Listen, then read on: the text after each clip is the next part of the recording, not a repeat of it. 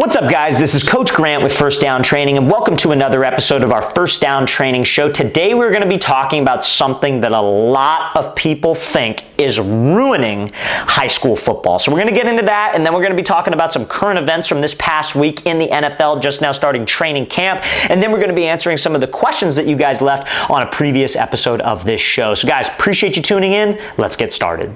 All right, so this is a huge thing in the 7th, 8th grade, just now entering high school world, and that is reclassifying or holding yourself or holding your son back a year. So that's essentially like repeating the 8th grade for like athletic reasons. So this is something that I'm seeing across the country. In some states, it's not as popular. In some states, it's insanely popular. So I live in Southern California. I'm assuming all across the state of California, this is a very common thing. I see it a lot in Nevada, see it a lot in Texas, definitely see it a lot in Florida, and then, you know, like Ohio maybe. But some of the East Coast states, I don't necessarily see it. It's kind of like taboo over there, like, oh, they're holding them back, like kind of how it was years ago when people would do it in these bigger states. But it's more and more popular now.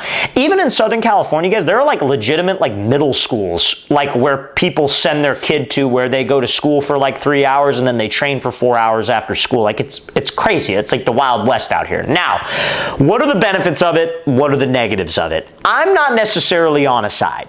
Me personally, I was a non-hold-back kid. And that was when I was in high school, like going into my freshman year, that was when it was starting to get really popular. Everybody I competed with as a quarterback was a full year and a half older than me. I played my first snap of my senior year at 16 years old. 16, you guys. That was my first game I played at 16. Second game I turned 17 like the week after, right? So guys, like now there are freshmen that are 16 years old. You know what I'm saying? So it's pretty crazy. So I always have that bias of like, you know, well, I wasn't a holdback. I just worked really, really hard, and you know, it kind of worked out for me. But I will say this, if I would have had an extra year of development, I would have been a better player. I'm just trying to be honest with you. Now, is that for everybody? Is that everybody's best advice? No, but I know the development, like my freshman year of college, I know how much bigger I got, stronger I got, better I got. And if like that was my senior year, my senior season probably would have been much better. And you know, you mature a little bit more. So it's just one of those things that you see it on the back end. Like, and you look back and you're like, man, I could have done it. Like, honestly, like nowadays, I probably could have held back twice and been fine. You know what I mean? So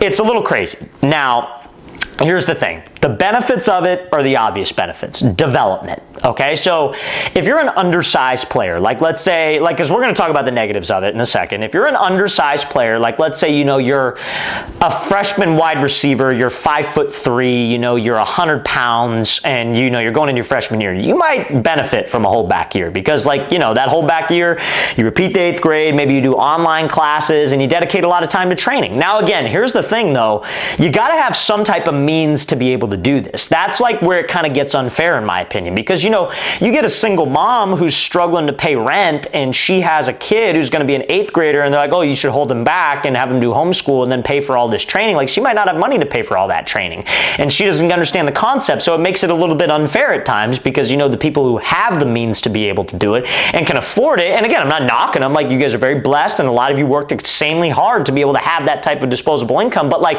it's an uneven playing field in my opinion in those situations. That's just me. Now, you hold back for that extra year. Let's say you're that, you know, shorter, smaller wide receiver. You grab a little bit of a growth spurt. Maybe you're like 5'6". Maybe you put on like 20 pounds. Okay, cool. You improve your route running skills, your catching skills. Okay, now you're a freshman and you're 5'6". You're good size for a slot. Okay, cool. Now you could actually play at maybe like a bigger school than what you would have originally attended. That's the benefit of the holdback. Now, I personally am not the biggest fan of the holdback at any position other than the quarterback position. Okay, because like, think about it. Defensive line, there's 4 of you damn near. Offensive line, there's 5 of you. Receivers, there's 4 of you. Running backs, I mean, you can alternate 2, but running back's a little similar to quarterback, whereas quarterback, there can only be 1. So if you're in a quarterback competition and you just turned 14 and the dude that you're competing against has been 15 for like 3 or 4 months, there's an advantage there. Like, I'm not going to lie to you guys. At the end of the day, it comes down to skill and if you're good enough for sure, but there is an advantage there in terms of arm strength, in terms of size, in terms of maturity, in terms of, you know, body maturity, like growing into your frame. Puberty also plays a factor. So there's that benefit to where, like, as a quarterback, to make it an even playing field, you almost have to repeat the 8th grade, and some of these these bigger football markets like California, Texas, Florida. And I get that, and I understand that, and I understand where parents are coming from, and I will never discourage parents on making that decision. There are some negatives, though, to holding your kid back. And that's ultimately what we're going to discuss, and that's why I wanted to make this video, because this is why a lot of people think that this is ruining football and it makes it unfair. And is it unfair? Yeah, if I'm being honest, yeah. I mean, you're a full year older than everybody else that you're competing with. But people know that. Most people who hold their kid back, at least where I live, have no remorse. It's I don't, that's what everybody does. And that's fair. That's a totally fair argument. I totally understand that, but it is a little bit unfair. You know what I mean? You're 15 playing against a bunch of 14-year-olds. You have an extra year of development at critical years of development shortly after you probably just hit puberty. So you're probably a little bit more physically gifted and physically talented than the guys you're competing with. But a lot of the negatives from it really stem from just I would say pure laziness, right? So let's say, for example, you're an 8th grader, you hold back, you're already pretty good, right? Let's say you're already pretty good. You got your quarterback, you got good arm strength, good accuracy, you had a good 8th grade year, you hold back again. You might be thinking that your you-know-what doesn't stink. And then you're just kind of nah, man, I don't really have to train that hard. I'm holding back. I'm going to be bigger. I'm going to be stronger. I'm going to be older. I don't necessarily have to train as hard. That's where guys get in trouble. Because I'm telling you this right now, I've seen that happen more often than not. I'll give you a perfect example. There was a receiver that I used to train years ago, probably 3 years ago, and they did their whole back year, the 8th grade year. And he wasn't that good, if I'm being totally honest. He was very fast, but extremely uncoordinated, had 2 left feet, didn't have the best hands, right? But he was very cocky because I'm going to be a full year older than everybody. I'm going to a public school. Not many people hold back at the public school. And then he ended up not even playing football, bro, because he couldn't hack it, even with that extra year of development. So his parents wasted all that time and all that money for him to not even play and not even start because he got lazy. He got complacent. So if you're gonna do it, do it. That's what I'm trying to get across to you. If you're gonna hold back, you got to take this year super serious.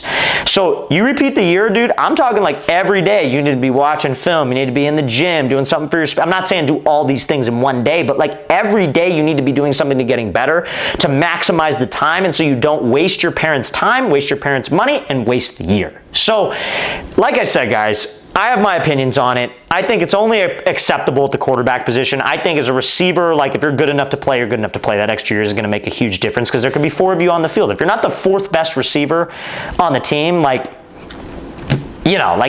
maybe you won't be in a year either. You know what I'm saying? So it's it's one of those things. At the quarterback position, I get it. All other positions, I'm not necessarily the biggest fan, but I do understand. And especially if you want your son to play varsity ball very early, you hold him back so maybe he's got a chance to do it his freshman year. I get that. And I'm not going to discourage you for that because so many people do it, and to be able to compete, you almost have to do it in some situations and at some schools. I know the big schools out here like Mater Dei and Bosco, they'll have summer camps, and they have it's 7th through 8th grade. They have a 7th grade line, 8th grade line, and then a holdback line. So it's they kind of get that special treatment because coaches know that they're going to be more developed, and they're probably, chances are, a little bit better athletes than the guys who are true 8th graders, unfortunately. But, if it were me, and let's say I was in charge of football in Southern California, I'd probably make it illegal, if I'm being totally honest with you. I'd just be no. To be a freshman football player, to play freshman sports, you have to be 14 or turning 15. There would be a certain age cutoff. You couldn't be these guys who turn 16 in the spring of their freshman year. I wouldn't allow that. I would just, that's just me, because I would want to make it just a completely level playing field, and I think that gets rid of all the foolishness of it. But that would put a lot of these middle schools that are coming out of business. That would discourage a lot of people, and so it'll never happen, but that's at least what I would do, just to make it a level playing field. But like I said, I will never ever discourage somebody for doing that. I don't think it's ruining high school football, but I do think it's only going to get worse as the years go by. But that's all I'm going to say about that. So I hope that kind of gave you some insight if maybe you're thinking about that, maybe you see some other people doing it, and just some things to think about. You know what I mean? Now, guys, before we get into some current events now, and then your guys' questions, if you're a QB or wide receiver watching this video and you would like to train with myself and my staff of coaches this upcoming off season, we're going to be traveling out to 15 different cities all across the U.S. for 2-day day-long QB and wide receiver training camp. So guys, if you go to that very first link in the description below, that is where you can sign up.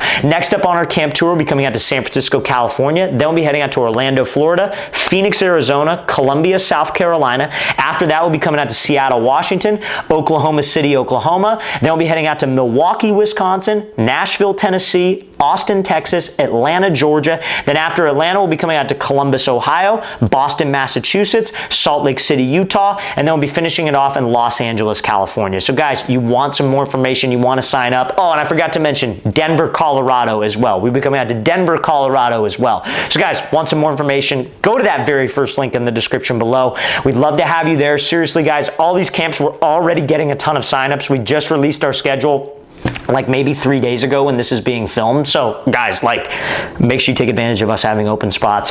Go to that very first link in the description below. They will all sell out, but probably 2 to 3 months before the actual camp date. That's how it's been these last couple of years. So guys, hope we can see you there. Let's get back to this. So now guys, we're gonna go over some current events. So I thought this was pretty cool. Special Lions star wide receiver Amon-Ra St. Brown and QB Jared Goff putting in extra work after practice in the rain. Detroit is determined to win a Super Bowl this year. So I think a lot of athletes can learn from this. You look at two guys who got more money than anything, right? Amon-Ra St. Brown, ton of money, big contract. Jared Goff, ton of money, big contract. Spending time after practice working on their game. Like, I get a lot of questions from QBs and wide receivers like, hey, we don't have the best chemistry. Like, hey, you know, I don't really get along with my quarterback. Like, he doesn't really throw me the ball. I want more targets. That's what you have to do. After practice, on the weekends, you need to be spending that extra time with your receivers, with your quarterbacks, whatever, to develop that chemistry, because if you guys have chemistry, that's going to get you more targets, more receptions in an actual game scenario, and you're on the same page, and that's going to help the team actually be in a position to win, because that's the goal. And as individuals, you will perform much better, which can help you hit your individual goals like getting recruited or getting scouted. So that is what you have to do. That is a perfect example of the work that is required to be on the same page as a QB and as a wide receiver, okay? So guys, now we're gonna get into some of your questions from a previous episode. So fellas, if you guys have questions, stuff you wanna ask me, wanna be featured on an episode of the show, do not hesitate. Go to that not very first link, the comment section below. Go to the comment section below, and that is where you guys can leave a comment, and I'll get back to you guys. You guys know the deal. I read and respond to every single comment we get on our YouTube channel. Literally every single one. You guys know this if you're watching this. So go to the comment section, leave a comment. Best ones will be featured on our next episode, okay? Now, first question from Enrique Paz Imorea 731. Sorry if I said that wrong. Hey, Coach, I'm a sophomore QB.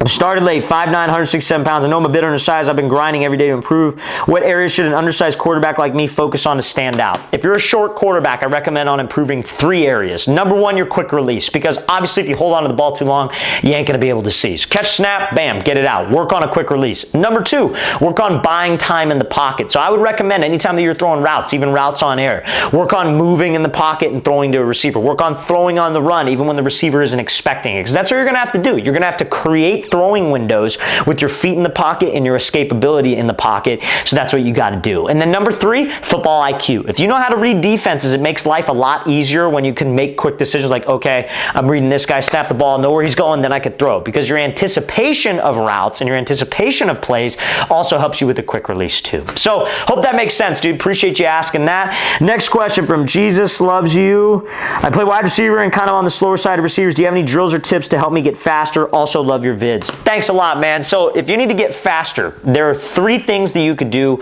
to improve your speed that I recommend. Number 1, train with resistance. Find a hill, stadium stairs, a sled, a parachute, and run the sprints with those or up those. That's number 1. Number 2, work on your running form, right? If you can work on like your foot strike, your knee drive, your hip mobility, hip flexor strength, all of those things will make you a faster player because it'll improve your strides. But a lot of athletes have very, very bad running form, so work on your running form. Last but not least, explosive stuff in the gym. Plyometric training, box jumps, single leg box jumps, all that stuff will help you increase your explosiveness, which will make you a better athlete and a faster player on the field. So hope that answers your question, man. Thank you for asking that. Next question from Iron Bagel. Hey, Coach, I'm a freshman wide receiver that goes to a school that doesn't seem to care about football. We barely did anything all summer except go over the playbook.